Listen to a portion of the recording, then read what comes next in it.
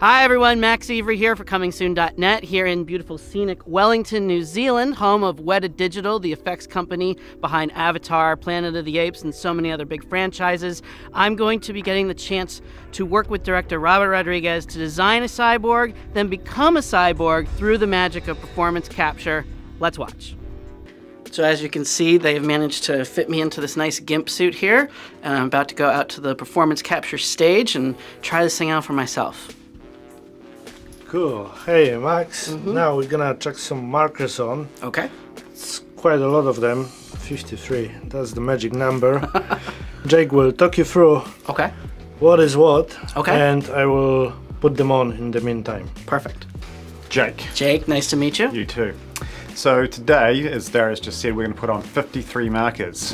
Each one of them is going to go on a specific part of you because we're interested in getting them on your skeleton to match the digital skeleton. Yes. So the marker itself... You might need like 56 or 57 in this warning, yeah. Don't worry, there's none going down there. The marker itself is a piece of rubber with Velcro and reflective tape. There's no electronics, there's no sensories involved. It is literally to do with light reflection. So we have 84 cameras out on the main stage. Each one of them has a LED infrared ring light, shoots light out, hits the marker, sends the light straight back to the camera. Camera sees it in a 2D image, up, down, left and right. We do a process every morning called calibrating, where we have a fixed length wand. Camera will see it from an angle, it will know it's in this position, same different camera, same frame, see it from a different position, that will then realise I'm over here, and it will basically do that to 84 of the cameras until we've got what we call a volume. When we've got a calibrated volume, we can track a reflective marker in that 3D space. So Darius is going to finish up putting on the dots, and then we'll send you through to scaling, and I'll pick you up there. Perfect. Thank you. Cool.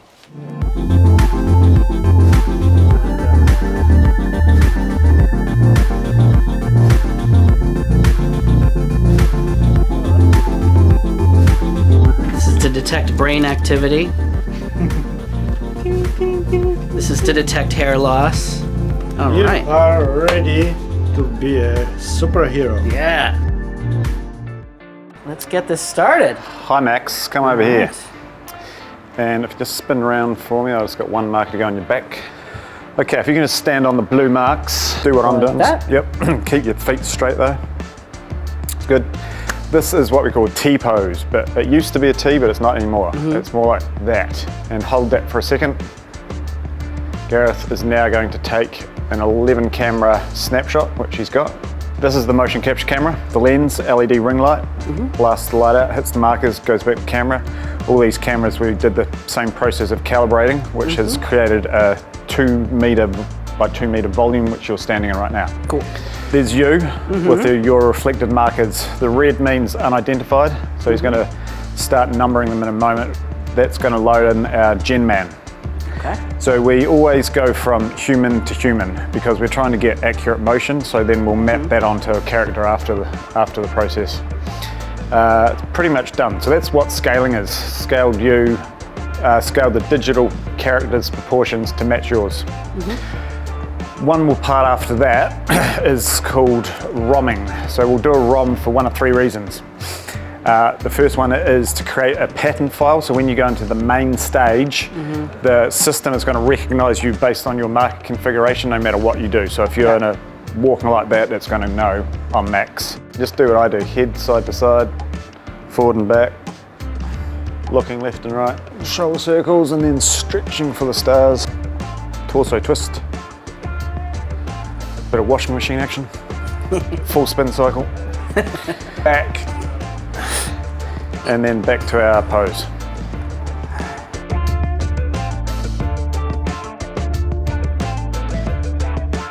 So Max, that's us for scaling, so just come on down and we'll send you into the main stage. Sweet, let's do it. And you can do some performance capture. Nice. I'm Mike. Mike, nice to meet you. Welcome, Max. Max, I'm Eric. Pleasure. Nice to meet you. Max. This is the performance capture stage. Cool. This is Ike over here. All right. Hello, Ike. All right. And how's it going? you know this guy? I met you in Austin during shooting. Yeah, how are you, man? Good to see you. Now you get Max? to come be in the movie. Yes. Sort of. Yes, I get to turn from a overweight, middle-aged white dude to a gorgeous Aiza. Oh, you're playing Aiza Gonzalez character. Oh, Iniciana. You might as well go all the way different. All the way. That's what Jackie Earl Haley he ended up playing. Well, you'll see what he played in a second. This is Shane. Yeah. Shane's going to play. you, brother. Nice. So you're going to kick his ass. All right, let's do it. I think this is very, very plausible. All right. So you're surrounded by 84 cameras. Okay.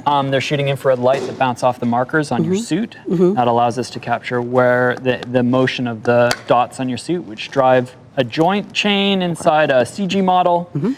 And that's how we get these characters into this space. So this is a digital environment, and Romo's in the back with the flashlight. He's played by Ike in the back there. Okay. And we built this out to match this digital set one-to-one, and that allows Ike to move through the environment, interact with the environment, and gives him a space to perform in that matches the digital set. Excellent. And just like your suit, we're tracking Romo's flashlight, so he can actually move that around in space. He's walking around through there, casting light with the light. And that's just another prop. The DP could go in there and light this as he's going. Just a virtual flashlight. Amazing. So have a look over here, Max. As the camera comes around, there's the big pipe, and that's this big ring, and Shane's gonna come out. He's playing like 10-foot tall Gruishka. Whoa. And these guys can, on set, they can fight one another and interact. Today we're gonna do an offset stunt. Yeah. Let's look at what that looks like. Okay. Let me stand over here.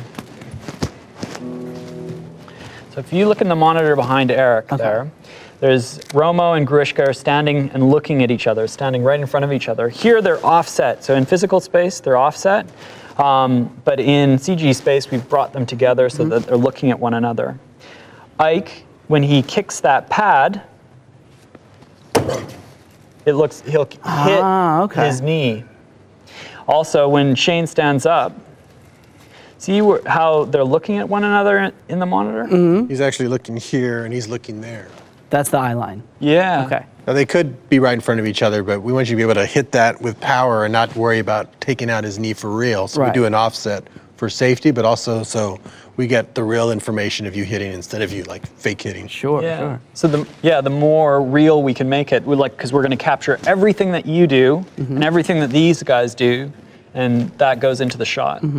Did you have a similar setup like this in Austin? When we did a virtual set like this, we did. When it was on actual sets and locations, she would be in a suit and camera's still around capturing her and her interacting with a real environment. But in the underwater scene and the underworld fight, in the motorball sequence, that's all like this. Awesome. But like the back lot you saw, we would take cameras, these same cameras, and set them up along the top of the buildings on so anywhere rails. she walked or went, they captured her. But the cameras were placed above where the CG was going to be filled in. Yeah. Okay. Yeah. Cool. So whatever you put into the performance, we're going to get. Do you want to take a look at your See character? what you look like as Niciana. Yes. Come and look in monitor over here.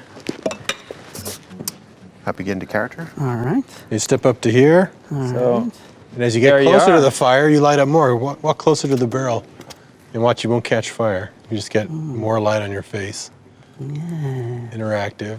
Now notice he's much taller than you, but look at the wingspan you have. So you can be intimidating by spreading those out. See, so I know you look dangerous and deadly. Use that as you're stalking the set, because you're going to start up there and kind of stalk through here looking for him. And you want to utilize that wingspan to make yourself look more lethal. A lot like a praying mantis would. It's good. You already hit. That's great. You can interact with you can drag these on the pipe. Yeah, you can do whatever you want. You can do anything you want. Whatever you're feeling. Cool. Yeah, whatever you're feeling. Because now you got this mental picture of that's who you are. You want to try to perform as her. Maybe take like even wider stance to use her legs more as she walks. You know, just sort of. It's gonna be fun. Yeah, nice. And so then once you do make your way through the set, when you get to this yellow mark there, he'll show you the action you're going to do. Yeah. Cool. So once we get here, Rusha was going to jump down. It's a bit of a surprise. Okay. Take a moment there just to take it in and get yourself ready for a fight. Yeah. Your eye line's going to be up at the blue ball. That's where his head is. Cool. First thing I want you to do is throw a big right towards that blue ball. Take it all the way through. Come back with a left. Same thing. All the way through. Great. Now you're going to kick here. How do you feel with that? Okay. That'll take out his kneecap. That takes him down. His head's now around here. Yeah. Let's go for a double stab, like a matador kind of approach. Hold it in there, pull it out. He'll be down. Cool. Can I just add one thing to it? You can add it. You can add whatever you want. Can I add like a beat like right before we do all the stabs and stuff? Like where like I'm like kind of being like mighty Gruishka, like I'm trying to like seduce them, and then like yeah, go for it. Yeah, go. People tell you they like the movie? Yeah, you can Shane will definitely give you something to work off, right? all these rocks are actually props that you can pick up. Oh, cool. The guitar.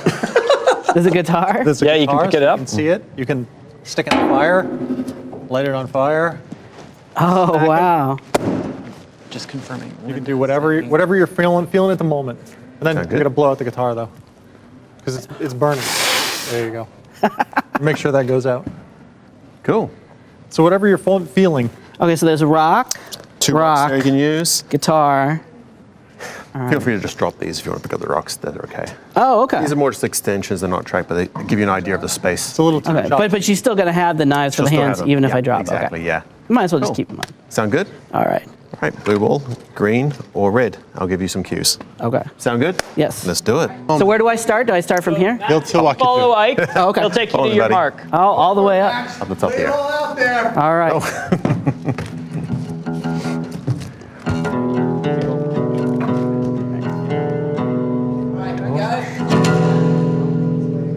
All right, Max, you ready? Yep. Okay. Still. Stalking. And action. Use those arms.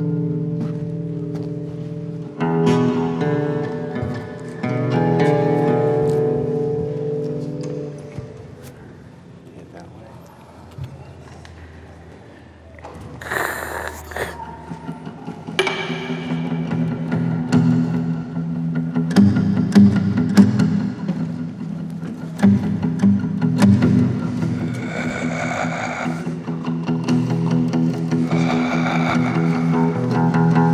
Max, welcome to my lair. Beautiful Gruishka. So massive. So dead.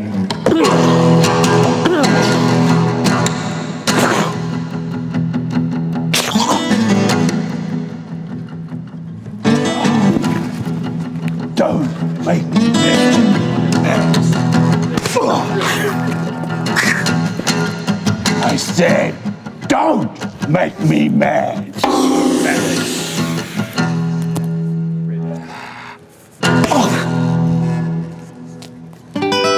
Rock and roll. Woo! Cut. Nice one. Hey, Max. nice. So the other part of this is we do body and facial performance. So we're capturing Rose's body and face at the same time, because whatever you're feeling and whatever you're emoting, your body. You added some great dialogue too. This recording sound and 2 HD cameras to capture facial expression here. This is what it looks like. So if you look over in that monitor there, you can see Eric's face. Everything he does, every nuance of the performance is captured, and so we can use that to make her face and expressions. Wow. Yeah, and with 2 of them, we capture the depth information of Rose's performance as she does things.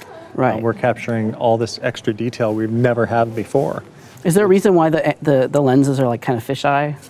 To capture the whole face. Okay. And even inside cover the it. mouth, Yeah, because it's so close, you'd need it wide to see the face. And they have a way to, read that information and put it normal again. And it gets, I mean, this is a sort of a generic one, right? But we do set it up so, like, see how this one's a little bit shorter? Yeah. We set it up to the character so that you get as much information in the image as we can. Oh, very cool. Yeah.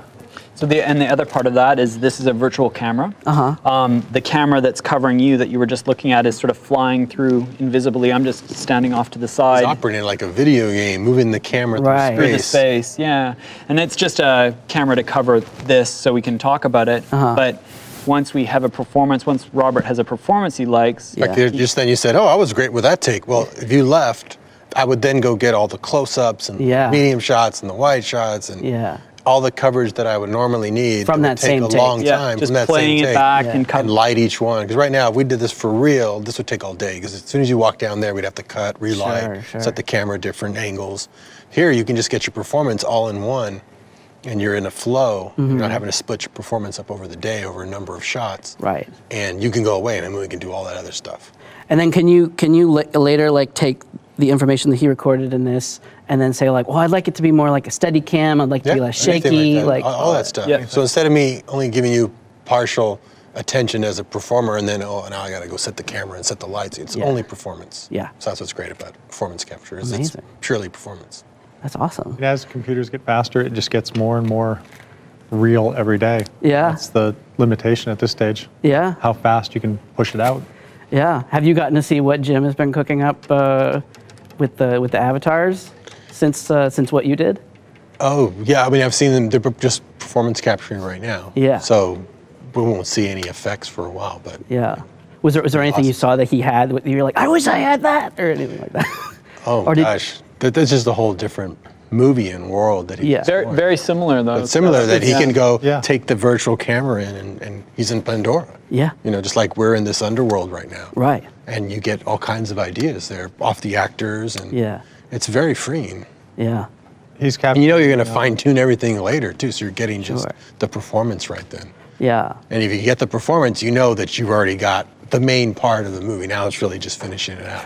Sure, yeah. Well, I mean, like the final result was incredible. Like I was never taken out of the film. I was with Rosa the whole way. Like right, yeah, because the level of detail is so strong that you're not constantly being reminded that you're watching a film, and you can be lost in that world, which is what the whole idea of suspending your disbelief in that and making it feel like that's a real future world that you visited. Absolutely. So yeah, the work is stunning. I'm astonished myself watching it. Like wow, when did we film that? You know, it's like we weren't even on that set. And you're keeping Iron City on the back lot? I still have that on the back lot, yeah. Of course, and that's hard to picture. Now when I go out there, I see what's not there now that I've seen the movie. Yeah. It's like, oh yeah, this is only 2 stories. It's like 100 stories in the movie. Yeah, that's amazing. All right. Right on, Max. Thank you. Guys. Such a pleasure. Thanks again. Great job. Did a great job. Take it easy. This way? Yeah. Thanks, everybody. Sorry about the rock. So as you can see, I'm probably much better suited to be a cyborg than an actual human being, but I am stuck being myself for now. I've been Max Evry for ComingSoon.net. See you next time.